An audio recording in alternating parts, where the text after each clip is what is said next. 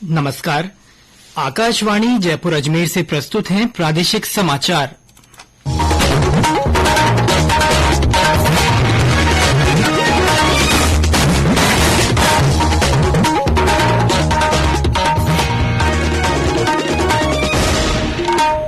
मुख्य समाचार। प्रधानमंत्री नरेंद्र मोदी ने भूपेंद्र पटेल को गुजरात के मुख्यमंत्री पद की शपथ लेने पर बधाई दी। केंद्रीय जल शक्ति मंत्री गजेंद्र सिंह शेखावत भूंगरा गैस सिलेंडर हादसे के पीड़ितों से मिले, मरने वालों की संख्या बढ़कर 16 हुई। विधानसभा अध्यक्ष डॉक्टर सीपी जोशी से 17 देशों के 44 प्रतिनिधियों ने विधानसभा में मुलाकात की और भारत की अध्यक्षता में G20 कार्य समूह की 4 दिन की बैठक कल से मुंबई में।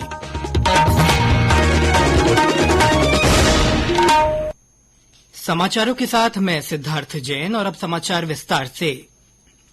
प्रधानमंत्री नरेंद्र मोदी ने भूपेंद्र पटेल को गुजरात के मुख्यमंत्री पद की शपथ लेने पर बधाई दी है। श्री मोदी ने मंत्री पद की शपथ लेने वाले सभी मंत्रियों को भी बधाई दी। उन्होंने कहा कि ये ऊर्जा से भरी टीम है जो गुजरात को प्रगति की नई ऊंचाइयों तक ले जाएगी। भारतीय जनता पार्टी के नेता भूपेंद्र पटेल ने आज गुजरात के 18वें मुख्यमंत्री के रूप में शपथ ली। गांधीनगर के हेलीपैड मैदान में आयोजित भव्य समारोह में राज्यपाल आचार्य देवव्रत ने उन्हें पद और गोपनीयता की शपथ दिलाई। मुख्यमंत्री के साथ 16 मंत्रियों ने भी शपथ ली। केंद्रीय जल शक्ति मंत्री गजेंद्र सिंह शेखावत ने आज जोधपुर के महात्मा गांधी अस्पताल में भूंगरा गैस सिलेंडर हादसे में झुलसे लोगों और उनके परिजनों से दूसरी बार मुलाकात की। श्री शेखावत ने चिकित्सकों से घायलों के उपचार को लेकर विस्तार से जानकारी ली। इस हादसे में अब तक 16 लोगों की मौत हो चुकी है। इनमें ज्यादातर बच्चे और महिलाएं हैं। करीब 40 मरीजों का अस्पताल में इलाज चल रहा है। सिलेंडर ब्लास्ट में झुलसे 3 और लोगों की आज मौत हो गई। अस्पताल अधीक्षक डॉक्टर राजश्री बेहरा ने आकाशवाणी को बताया कि अभी भी 24 लोग आईसीयू में भर्ती हैं। राज्यसभा सांसद राजेंद्र गहलोत ने आज जोधपुर में इंडियन ऑयल कॉरपोरेशन और अन्य कंपनियों के प्रतिनिधियों के साथ बैठक की। प्रदेश में कांग्रेस नेता राहुल गांधी की भारत जोड़ो यात्रा का आज 8वां दिन है। यात्रा आज सुबह बूंदी जिले से शुरू होकर सवाई माधोपुर जिले में पहुंची। यात्रा का टोंक जिले के उनियारा क्षेत्र में पूर्व केंद्रीय मंत्री नमो नारायण मीणा सहित अनेक कार्यकर्ताओं ने स्वागत किया। श्री गांधी और प्रियंका ने हाथ हिलाकर लोगों का अभिवादन भी किया। यात्रा बिना रुके सवाई माधोपुर जिले के खंडार क्षेत्र के खिजूरी गांव पहुंची। यात्रा के दौरान राहुल गांधी ने स्थानीय किसानों और अन्य लोगों से बातचीत की। ये यात्रा अगले 2 दिन तक सवाई माधोपुर जिले में रहेगी। इसके बाद यात्रा सवाई माधोपुर के पीपलवाड़ा गांव से रवाना हुई और शाम को कुस्तला गांव पहुंचेगी। इस यात्रा में राहुल गांधी और प्रियंका गांधी के साथ महिलाएं भी कदम से कदम मिलाकर चल रही हैं। भारतीय जनता पार्टी की जन आक्रोश यात्रा विभिन्न क्षेत्रों में पहुंच रही है। यात्रा के दौरान कई स्थानों पर नुक्कड़ सभाएं की गईं और पत्रक वितरण कर राज्य सरकार की खामियों के बारे में जनता को बताया जा रहा है। भीलवाड़ा के 7 विधानसभा क्षेत्र मुख्यालय पर आज जन आक्रोश यात्रा गांव-गांव, ढाणी-ढाणी पहुंची।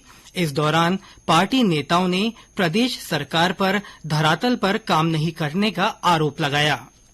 भारतीय जनता पार्टी प्रवक्ता और पूर्व मंत्री अनीता भदेल ने कहा है कि प्रदेश की अर्थव्यवस्था का बुरा हाल है और राज्य कर्ज में डूबता जा रहा है। आज प्रदेश भाजपा कार्यालय पर प्रेस वार्ता को संबोधित करते हुए श्रीमती भदेल ने कहा कि 2019 में प्रति व्यक्ति कर्ज करीब 38,000 रूपए था, जो अब बढ़कर 70,000 रूपए प्रति व्यक्ति हो गया है। 2023 तक जाते जाते यह कर्ज 83,000 रूपए प्रति व्यक्ति तक पहुंच जाएगा। श्रीमती भदेल ने कहा कि प्रदेश में समानांतर अर्थव्यवस्था चल रही है और सरकार ने जन कल्याण की कई सारी योजनाएं बंद कर दी हैं। उन्होंने कहा कि राजनीतिक अस्थिरता के कारण राज्य में निवेश नहीं आ रहा है। पैरेलल इकोनॉमी के कारण से राजस्थान में विकास पूरी तरह से ठप हो गया, क्योंकि ये सरकार अर्थ को ठीक ढंग से मैनेज नहीं कर पा रही है। आप देखिए 10,000 करोड़ रुपए के 122 MOU तो इम्प्लीमेंट होने से पहले ही रद्द हो गए, निवेशकों ने रद्द कर दिए। राजस्थान विपरीत दिशा में इसलिए जा रहे हैं क्योंकि यहाँ राजनीतिक अस्थिरता है। लोग यकीन नहीं कर रहे निवेशक की कौन मुख्यमंत्री बनेगा, कब बदल जाएगा। जिन लोगों ने आवेदन किया है उन लोगों के आवेदन में सरकार के बहुत सारे विभागों पर लंबित पड़े हैं। ये समाचार आकाशवाणी जयपुर अजमेर से प्रसारित किए जा रहे हैं।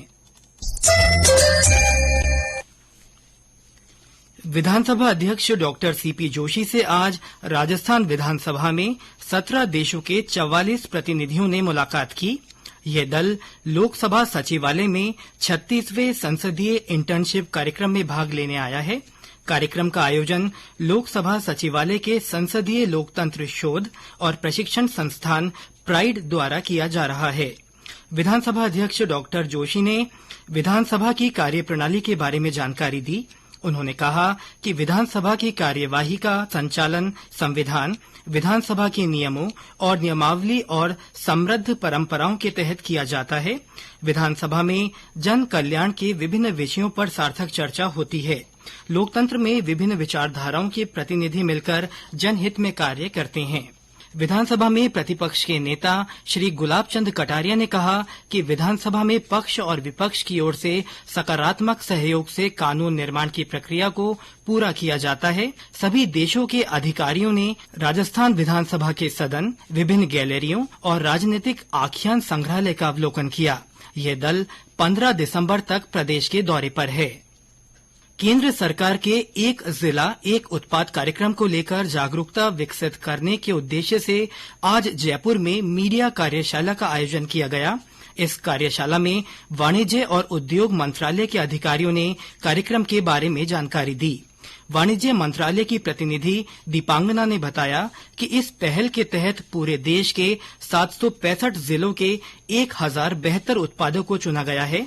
उन्होंने बताया कि इस कार्यशाला का मकसद हर जिले में कम से कम एक उत्पाद को वैश्विक स्तर तक पहचान दिलाना है। उन्होंने बताया कि राजस्थान के 33 जिलों से 41 उत्पाद इस पहल के तहत चुने गए हैं।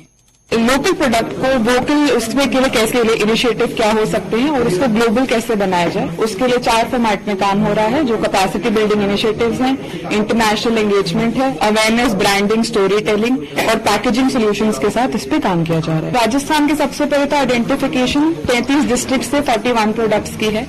उसमें से कुछ शाक के मार्बल, आइवरी, भरतपुर से हनी है, जोधपुर से फर्नीचर, हैंडीक्राफ्ट प्रोडक्ट हैं। राजस्थान इसमें एक्सपर्ट भी है, तो इस पे फोकस किया जा रहा है कि ज्यादा से ज्यादा क्राफ्ट को कैसे बढ़ाया जाए और इसको एक्सपोर्ट लेवल पे उसका प्रचार और स्केल अप कैसे हो सके। Rajasthan state Ganganagar sugar mills limited में वर्ष 2022-23 के गन्ना पेराई सत्र की आज विधिवत शुरुआत हुई। जिला कलेक्टर सौरभ स्वामी ने गन्ना उत्पादक किसानों से बातचीत की और अधिकारियों को गन्ना पेराई निर्बाध रूप से करने के निर्देश दिए। महाप्रबंधक भवानी सिंह पवार ने बताया कि पूरे सीजन में 15 लाख क्विंटल गन्ने की पेराई की जाएगी। अभी मूढ़ी गन्ना की आवक हो रही है और इसके बाद बीजू गन्ना भी पहुंचने लगेगा।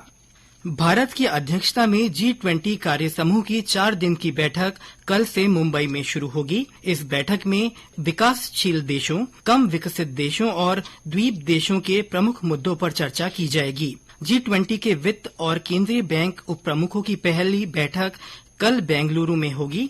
यह बैठक भारत की G20 अध्यक्षता में वित्तीय एजेंडे पर विचार विमर्श की शुरुआत करेगी।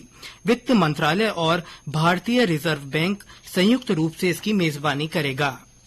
केंद्र सरकार ने स्पष्ट किया है कि केंद्रीय कर्मचारियों के लिए पुरानी पेंशन योजना फिर शुरू करने का कोई प्रस्ताव नहीं है। वित्त राज्य मंत्री डॉक्टर भगवत कराड़ ने आज लोकसभा में ये जानकारी दी। उन्होंने कहा कि राजस्थान, छत्तीसगढ़ और झारखंड सरकारों ने अपने कर्मचारियों के लिए पुरानी पेंशन योजना फिर बहाल करने का फैसला किया है।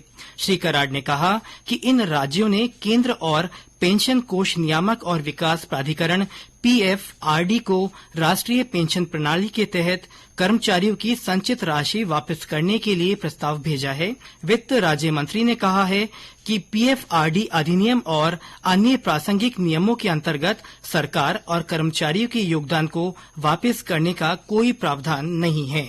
बांसवाड़ा जिले के सदर थाना क्षेत्र के बोरवट छींच सड़क मार्ग पर एक टेम्पो और कार की टक्कर में टेम्पो चालक की मौके पर मौत हो गई। कार की टक्कर से टेम्पो सड़क किनारे बने खड्डे में जा गिरा। मृतक बांसवाड़ा के खांडू कॉलोनी का निवासी है। जोधपुर के जाजीवाल मंदिर के सामने एक बोलेरो की मोटरसाइकिल को टक्कर मार दी। हादसे में मोटरसाइकिल सवार एक युवक की मौत हो गई और एक घायल हो गया।